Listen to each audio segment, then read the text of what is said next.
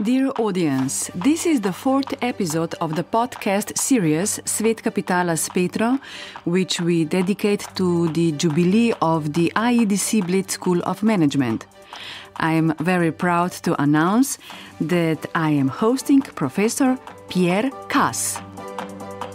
You know, when I read his books and articles, I immediately like him. His thoughts reflect a non-mainstream view, but a very real one.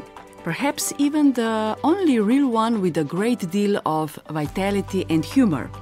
He is one of the best professors and the most popular professor on IEDC Bled School of Management. Well, for that is a reason. Namely, Pierre Casse warns all leaders of the tyranny of mediocrity, which is so destructive for companies and, of course, for society. And he kindly points out that there is no loneliness at the top, but it is a horror, because there are many like-minded people there, which, of course, does not lead to success and progress. Business is not about profitability. That's nonsense. Profitability is maybe important, but there is something dangerous in business. It's called power, and power corrupts.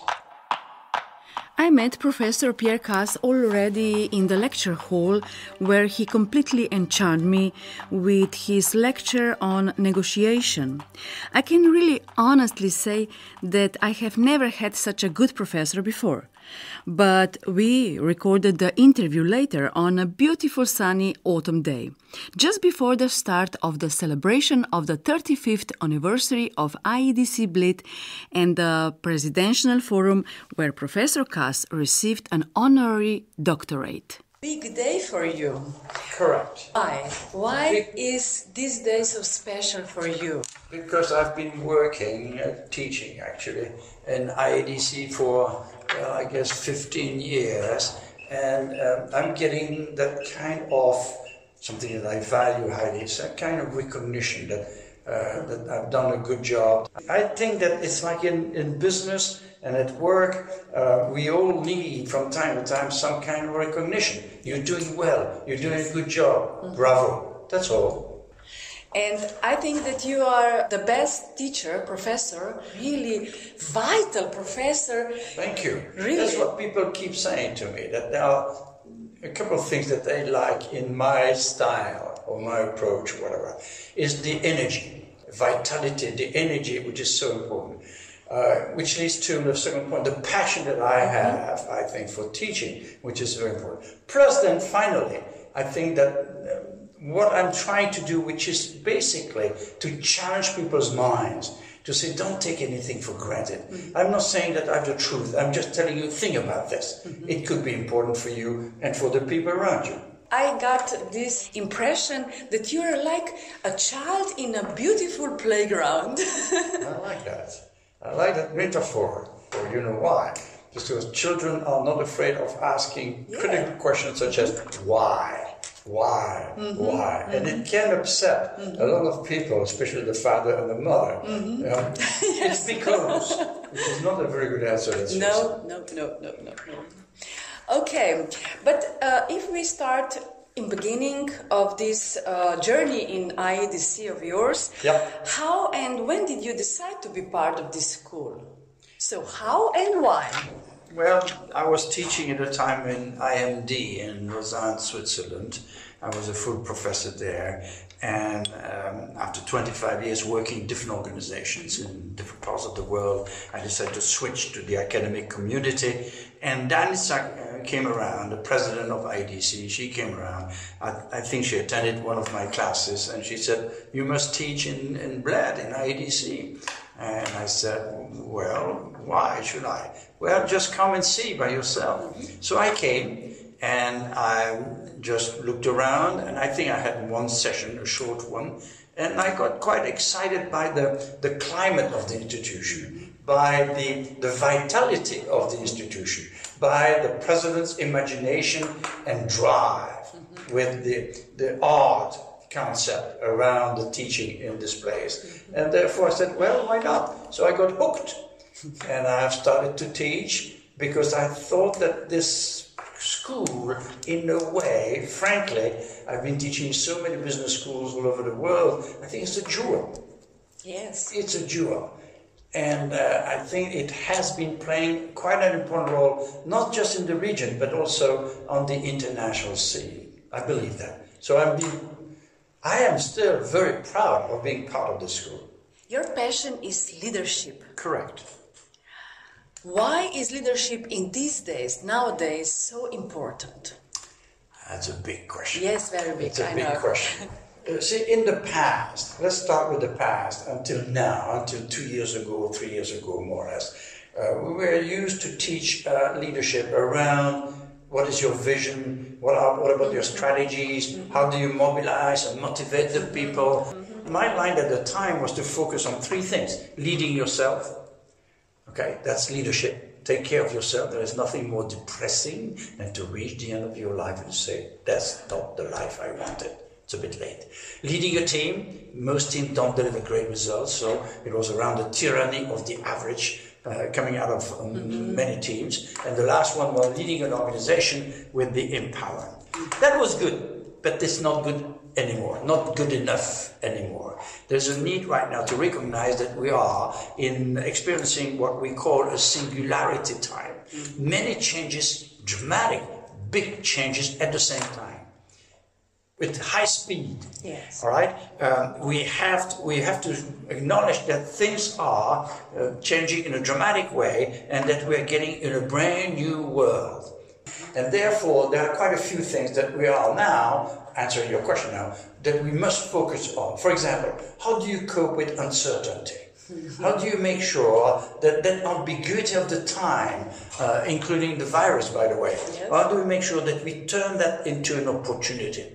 By the way, I have a special session on what can we learn from COVID-19? How can we turn that thing into something good for ourselves? I'm sorry, but these challenges and these opportunities, I don't know, I listen about that all the time on all business conference. Yes. Challenge is our new opportunity. But I think that people don't understand it quite real. What does it mean? You're absolutely right. So we have to make sure that we transform that thing, that what's happening, into something good for us, that we can learn from it. Let me give you 2 or 3 examples. Take COVID-19, okay? Was it expected? No. So in your life, in your couple, in your team, in your organization, in your family, don't you think it's good to do something unexpected? Of course. Surprise people, for example. Yes. Suddenly what you're doing is not working anymore. Don't you think that instead of increasing the volume, what you should do is to switch to another strategy, another behavior, try something different? You see what I mean? Yes, I know. Yes. But the most people are not prepared for that. They are scared. And that is tyranny of average. Correct. The mass correct. Doesn't like changes, doesn't like surprises. But that leads to an extremely important question. Yes. And that is trust. And it's not just trusting people. There's a major trust issue in the world today, yes. in many societies. By the way, COVID is responsible also because you look at the scientists fighting the politicians fighting the managers of different institutions. So it's messy, actually. All right. So yes, there is a need to recreate a minimum of trust, including your point, trust in yourself. Are you trusting yourself? Do you feel good? I'm just writing an article right now on talents and the misuse or underuse of talents in many organizations. People have talents. Are there, in most organizations, are they getting a fair chance to activate the talent? The answer is no. Something is unhealthy and sick. Yes. You have to do something about it. So trust. And you know what's critical in trust? There are 3 factors in trust. There's some research on this. The first one is credibility. Credibility, people believe you when you say something. Yes. Think about politicians. The second one, reliability. Deliver on your promises. Think about politicians. And the third one, it's a -1, ego of the leaders. It's me, myself, and I. Minuses. And then we have a problem. We have a problem. So? Then we have a problem. So So business schools like this one, IEDC, we have to address that. We have to think about ethics. We have to think about how do we recreate the trust around in terms of transparency, in terms of being upfront with people. So I interviewed, by the way, the CEO of Johnson&Johnson in Moscow one day. And I asked him the question, do you always tell the truth to people? And he looked at me and said, that's a difficult question. And then finally he said to me, I have to be careful with the truth. I can damage people with the truth. Therefore, what I say, to whom I'm going to say, and how, and when I'm going to say it, is absolutely critical. I have to be careful. In a way, I think he had some good points. What do you think? I think that when we talk about truth and honesty, there is no difficult questions. Yes, and you're putting your finger on something important too, and that is that ethics has been evolving. What is ethic? It's a code of conduct. Who decided on the code of conduct? Who is responsible for the implementation of that? What about the reward and the punishment if, and so on? And then you go, then you get into the legal system and so on. So ethics is something evolving, and we have to keep that in mind. That ethics is not for the sake of ethics, it's for the sake of our well-being, of having a better collective lives in our societies. Big question. Big question, yes. But what is the contribution of business schools? The role of business schools, past, present or future? You have to qualify. Present and future. Okay. We have to realize that the role of the business schools is changing in a dramatic way. The basic stuff, people can get it online. So there is a need to focus on something else. And what is something else in business schools is basically on, for example, creativity. Yes. And that's why this school is good around art. Creativity with its three key dimensions. Creativity, number one, imagination. The ability of your brain and your mind to produce some new ideas. 2, invention, the ability to translate the great ideas that you have into something practical and useful. And thirdly, innovation, the ability to move from invention to something that you can give to people or sell to people. So creativity is absolutely right. Not good enough. All right, what else do you think business schools should promote? Well, we have to focus more and more now on learning how to learn. All right, what is that? The ability for leaders today to make a diagnosis of the situation they're going to be in tomorrow. The ability to come up with some new ideas to improve. The ability to implement. The ability to get something out of the experience. Good enough? No. No, no. Future now. Business schools like IEDC are going to have to come up with some ideas on how they can help people learn how to unlearn. Unlearn. Yes, my dear. There are things in your brain, in my brain, in your mind, in my mind right now, which are not in line with the requirements of the time. Heavy stuff. That's it. And we have not learned how to unlearn. We have learned to learn. Yes. Not to unlearn, yes. Not to get rid of things, because they are not quite in line. That we, deleted our past. You empty part of your mind, your mental programming, and the question now is, by what are you going to replace the thing that you have eliminated? And the question is, it's up to leaders to decide in relation to the requirements of the time. What is it that we need to perform and enjoy in the kind of turnaround world that we're in today? But there are some new values in business, green focus, ecological benefits for employees, and so on. Yes. So it's not just a profit. Absolutely correct. And that leads me to something else that business schools are going to have to teach. Back to the learning how to learn and unlearn. The ability to help people challenge their assumptions. In this kind of world, don't take anything for granted. You have to read that little book by Schrödinger, What is Life? It's a fantastic little book.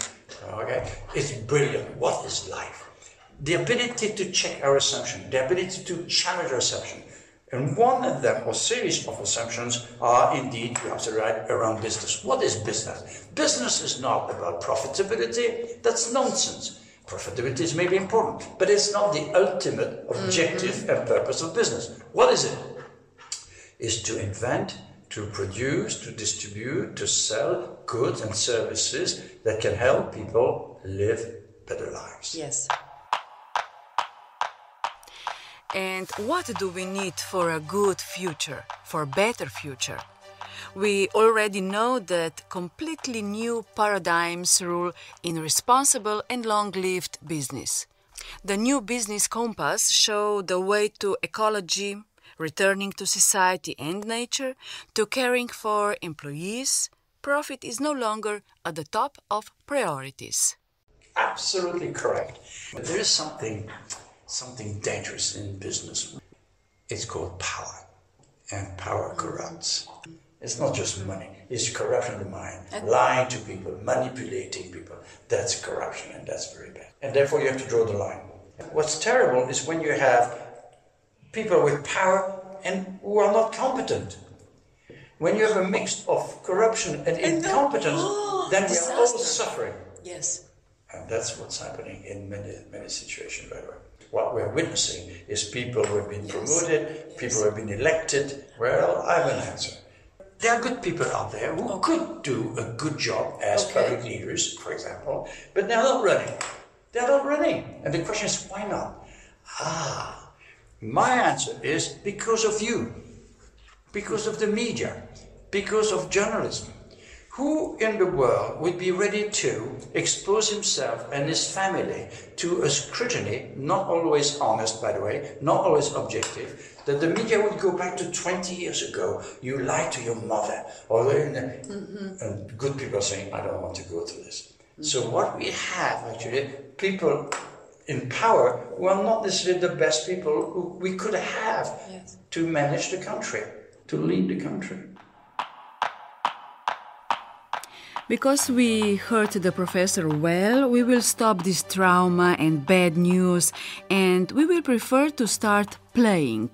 So, let's play, for example, golf. It is a very interesting game, a popular sport, especially in business society. Students at IEDC Bled also play golf, and even during the lecture. But why? Why is golf a good tool for business learning? But golfing can be extremely powerful. Why? Because if you look at the sport, there are quite a few things that you can learn from. For example, uncertainty. When you go golfing, are you a golfer? No, I'm a tennis player. Okay, you go to the golf course and you believe that it's going to be very good, but actually you don't know if you're going to play well. You don't know. There is ambiguity, there is uncertainty, which is part of the excitement. You don't know if this time you're going to play well. Right? And therefore you get there and the learning is, do we have uncertainty in the world today? Are leaders confronted with ambiguity? Yes, we can learn from it. Next, you get there in front of the ball, all right, and you have to prepare yourself.